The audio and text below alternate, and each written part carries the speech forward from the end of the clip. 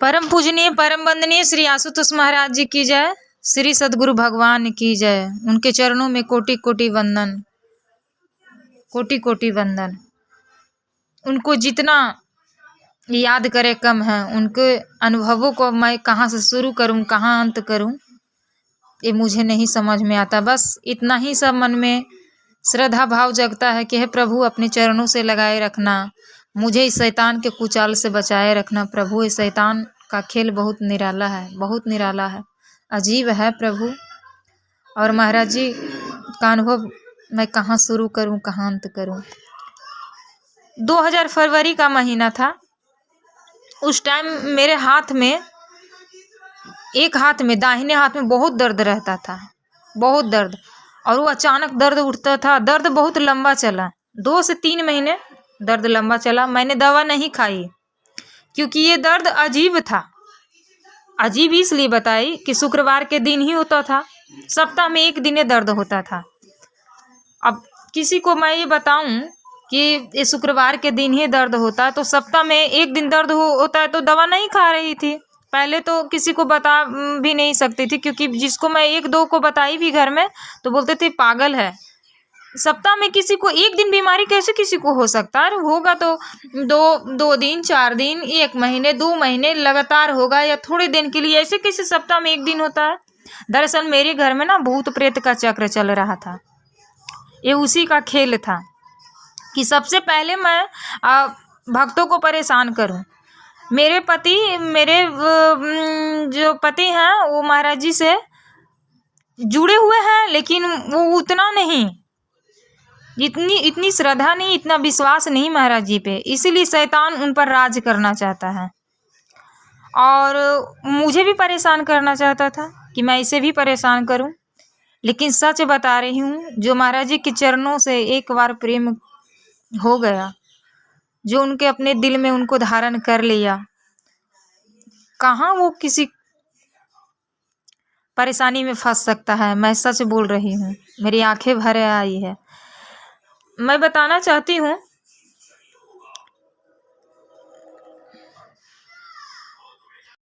मेरे पति पर सवारी आती थी और वो उनसे मैं पूछती थी आप कौन हो, तो बोलता था मैं श्मशान में रहती हूँ, मैं यहाँ रहती हूँ, मैं वहाँ रहती हूँ, दरगाह पे रहती हूँ, मैं वहाँ रहती हूँ, मेरी पूजा करो।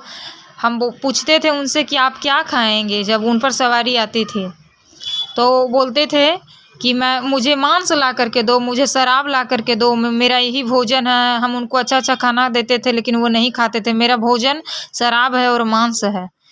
हम अचानक मेरे दिमाग में ये बात आया कि नहीं नहीं, ये तो कोई शैतान का खेल है, क्योंकि ऐसे कैसे हो रहा है मेरे घर में। और मैं महाराज जी से प्रार्थना करने लगी और सोचने लगी महाराज जी ये सब क्या हो रहा है मेरे घर में, क्योंकि मेरे घर में कितने सारे सदस्य हैं महाराज जी, इतने सारे सदस्य हैं और मुझे ही इतनी परेशानी क्यों झेलनी पड़ती है। लेकिन आप लोग बुरा ना माने, कहते हैं ना कि जिसकी श्रद्धा ज़्यादा होती है ना, आप जिस कदम से, जितनी मतलब तेजी कदम से आप चल रहे हैं भगवान के पथ पे, सदगुरु के पथ पे, धर्म के पथ पर, भक्ति के पथ पर, शैतान कुचाल उतना ही तेजी से चलता है अपने भक्त को गिराने के लिए। अंतरात्मा से आवाज़ आई कि तुमने वो सत्संग सुना है ना, सत्संग में बोला गया था, मुझे आज भी वो शब्द याद है कि जो भक्त होता है ना, भक्त को शैतान सबसे ज़्यादा निगाह में रखता है। जैसे कि मैंने सुना था सत्संग में कि शैतान जो होता है उसका फ्रंट लिस्ट जो होता है, पहला जो लिस्ट होता है, सबसे पहले वो भक्तों को गिराने की कुचेष्टा करता है। उसको किसको परेशान करना, तो फ्रंट पेज पर जो आता है वो अपने भक्तों को गिराने का, तो भक्तों को परेशान करते। और मन में एक प्रश्न आ रहा था ये भी कि हम महाराज जी हो सकता है मेरी परीक्षा ही ले रहे हो, वो क्यों ले रहे हैं, कैसे ले रहे हैं, ये मुझे सोचना नहीं चाहिए और सोचना भी नहीं चाहिए सही मायने में। कैसे ले रहे हैं, क्यों ले रहे हैं, बस मुझे उनसे श्रद्धा से, उनके चरणों से जुड़े रहना चाहिए। तो मैं उनको दिखाई सुनाई ले जाकर के कहीं, एक पंडित जी ही थे, उनके पास ले गई और वो बोले कि आप, हम उनसे पूछे कि इनके ऊपर भूत प्रेत आता है और मैं क्या करूं, तो बोले वो क्योंकि मैंने सुने रखी थी कि वो सब, ये सब जो है बलि उली नहीं लेते हैं, पूजा पाठ से ही हवन से ठीक करते हैं। तो हम राजी हो गए कि इनको ठीक करवा दें। वहाँ ले गए और सबसे पहले ले जा करके जब उनको हम दिखलाएं सुनाएं, तो उसी रात में मुझ पर हावी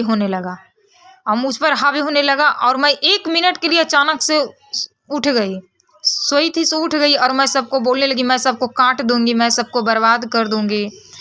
और ऐसे करते फिर महाराज जी बोले सुमिरन करो। अंदर से आवाज़ आया, फिर सुमिरन किए तो मुझे एक पल के लिए फिर छोड़ दिया।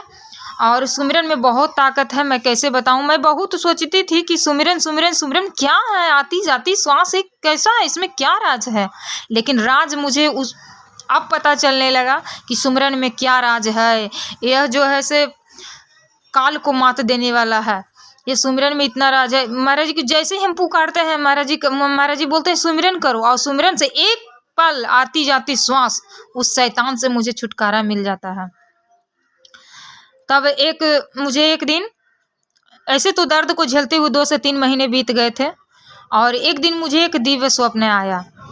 सुबह के 3 बज रहे थे। स्वप्न में हमने देखा एक माता जी हैं जो हमारे घर पर आए हैं, हमारे हाथ को जोड़ देकर पकड़ रखे हैं।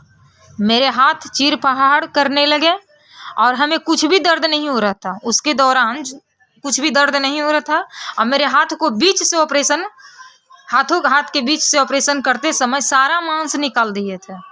जैसे कोई किसान को देखे होंगे खेती करते, वो कुदाल से कैसे कुरेद कर कचड़े को अंदर बाहर, जो अंदर कचड़ा होता है, धरती के अंदर जो कचड़ा होता है, धरती के बाहर जो कचड़ा होता है, उसको कुरेद कर निकालता है। खर पतवार को सबको उखाड़ फेंकता है। इसी तरीके से वो माता जी मेरे साथ कर रहे थे, अंदर से कुरेद कर, जो अपने ऑपरेशन सिजेरियन करने का होता है, उनके पास जो औजार होते हैं उसे कुरेद कर सारा निकाल रहे थे। और उसमें से मेरे हाथ से ना जो मांस निकाल रहे थे, उसमें से ढेर सारा कीड़े निकल रहे थे। मैं क्या बताऊं, मैं बयान नहीं कर सकती। वो कीड़ा इधर उधर भाग रहा था, इतनी सारे, जैसे लग रहा था एक सूप कीड़ा हो। मुझे घिन आ रही थी वो चीजें देख करके। तब मैं उसमें से कीड़े जब भागने लगे तो मैं अपनी आंखें ऐसे करके बंद करने लगी, और फिर वो माता जी बोलने लगी कि जो तेरे हाथ से कीड़े निकल रहे हैं ना, यही दर्द का कारण है। और सारा कीड़े को थी निकाल दिए, सारा मांस को निकाल दिए। मेरे हाथ में सिर्फ हड्डी बचा हुआ था, मैं साफ देख पा रही थी। फिर उन्होंने एक सुई लिए, धागा लिए और मेरे हाथों को सिल दिए। आप बोले, माता जी बोले कि अब दर्द नहीं होगा। मुझे यकीन नहीं हो रहा था, और सुबह के 4 बज चुके थे। मैं नींद से जाग चुकी थी, बेड पर बैठ गई और बैठे बैठे सोचने लगे, ये कैसा स्वप्न है महाराज जी। अंतरात्मा से आवाज आ रही थी, अब तुम्हारे हाथ में दर्द नहीं होगा, महाराज जी सब ठीक कर दिए हैं।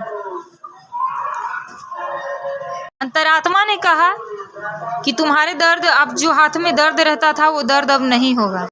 मन ने कहा तुम्हारे घर में और तुम्हारे साथ, तुम्हारे परिवार के साथ जो कुछ भी होता है क्या महाराज जी करते हैं, जो कुछ भी होता है क्या महाराज जी करते हैं। महाराज जी ये किए, महाराज जी वो किए, महाराज जी ऐसे किए, ऐसे नहीं हो रहा है, सब तुम्हारे महाराज जी ही नहीं करते हैं। जब देखो महाराज जी जपते रहती हो। नहीं, बस ऐसे ही हो गया। ये मन जो है ना, देखिए कितना कुचाल चलता है। जो सच है और सामने है, आपके सामने होगा, उसे भी स्वीकार नहीं करने देता है। सच ही तो कहा गया है, ये मन ही शैतान है। अगर जो मन को हम अपने सद्गुरु के चरणों से जोड़ कर रखे, श्रद्धा उन पर बनाए रखे, तो फिर शैतान का कुचाल नहीं यहाँ पर काम करता है। मन ही बंधन है और मन ही मुक्ति का कारण है। अपने मन को अपने महाराज जी से जोड़ करके रखिए, दृढ़ संकल्पवान बनिए। मेरे मन में चलने लगा, अच्छा देख ही लेते हैं अब मन जीतता है कि हमारी अंतरात्मा जीतती है। और अगला दिन आया, अगला शुक्रवार का दिन था, लेकिन दर्द नहीं हुआ और मेरा मन हार गया और अंतरात्मा की जीत हुई। महाराज जी की ये अनुभव जो है सो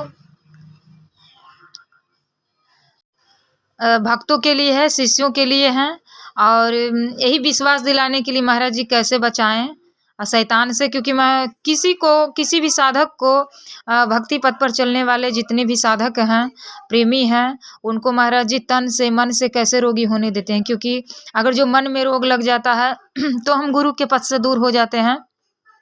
तन में रोग भी लगेगा तो हम भक्ति के पथ से कहीं ना कहीं दूर हो जाएंगे। इसलिए महाराज जी का कैसे अपने भक्तों को बचाते हैं। शैतान तीव्र गति से भक्त को और शिष्याओं को कैसे गिरा रहा है, धर्म के पथ पर अलग अलग हथकंडे अपना रहे हैं कि कैसे भक्तों को, शिष्याओं को उसको इस धर्म के पथ से अलग कर दें, तन से बीमार कर दें, मन से बीमार कर दें, किसी भी तरीके से, किसी भी बहाने से इसको हम धर्म के पथ से दूर कर दें। लेकिन जब हमारे महाराज जी कोई साधारण नहीं है तो फिर मैं उसको चुनौती देता था, तुम्हें जो करना है सो कर लो। जब पति पर आता था ना सवारी, तो मैं उसको चुनौती देता था कि तुम्हें जो करना है सो कर लो। बोलता था तुम्हारे पति को हम ले जाएंगे, ऊपर लेकर चले जाएंगे, हम तुम्हारे पति को खत्म कर देंगे, तुम्हारे बच्चे को खत्म कर देंगे। और तुम बहुत दिमाग लगाती हो। मुझे बोलता था कि तुम बहुत दिमाग लगाती हो, सबसे पहले मैं तुम ही खत्म करूंगी, तुम जड़ हो। शैतान जानते हैं हमको क्या बोलता है, तुम जड़ हो, तुम इस घर का नींव हो, इस घर में जो तुम सबको तुम संभाल कर रखती हो। मैं कौन होती हूँ संभालने वाले? मैं तो बस प्रार्थना और श्रद्धा से महाराज जी के चरणों में जुड़ी रहती हूँ। मैं होती हूँ संभालने वाले, मैं होती हूँ उसको चुनौती देने वाले। महाराज जी उनके दम पर मैं उसको चुनौती भी दे देती, तुम कुछ नहीं कर पाओगे, तुम्हारी औकात क्या है। मेरे पिताजी जो है ना महान है, वो हमारे महाराज जी हैं। और मैं उसको चुनौती देती थी और वो कहता था कि तुम्हें बर्बाद कर देंगे, मैं तुमको ख़त्म कर दूंगी। और मैं क्या बताऊं, मुझे बहुत खुशी होती है। महाराज जी अपने बच्चों की किस तरह संभाल कर रखते हैं, आप लोगों को मैं कैसे बताऊं। इस अनुभव को बताते हुए मेरी आंखें भर जाती है। महाराज जी के स्वरूप को लगाकर दिन भर मैं अपने दिल से लगाकर रोती रहती हूँ। महाराज जी आप है तो कुछ क्या चिंता, ये ऐसे शैतान कितना आएंगे कितना जाएंगे, मुझे कोई फर्क नहीं पड़ता। लेकिन महाराज जी के से जुड़े रहिए, शैतान कुछ भी नहीं कर पाएगा। बोलते हैं शैतान का क्या औकात है, ऐसे ऐसे शैतान आएंगे और चले जाएंगे। ये मेरा निजी अनुभव है। इसीलिए महाराज जी शैतान से बचा करके तभी रख पाएंगे जब उनके चरणों से हम जुड़े रहेंगे। और मेरी ये जो अनुभव है मैं आप लोगों को के साथ साझा की हूँ। मेरे अनुभवों को अगर जो अच्छा लगा होगा, इस अनुभव को सुन कर के, ये दिव्य स्वप्न के बारे में जो मैं आप लोगों को बताई, तो मेरे वीडियो को लाइक करें और मेरे चैनल को सब्सक्राइब ज़रूर करें। क्योंकि अनुभवे महाराज जी ऐसे ऐसे अनुभव भक्त के जीवन में बहुत करते हैं और मैं आगे आप लोगों को बता सकूं, आप लोगों तक पहुंच पाए। मेरी वाणी को सुनने के लिए धन्यवाद।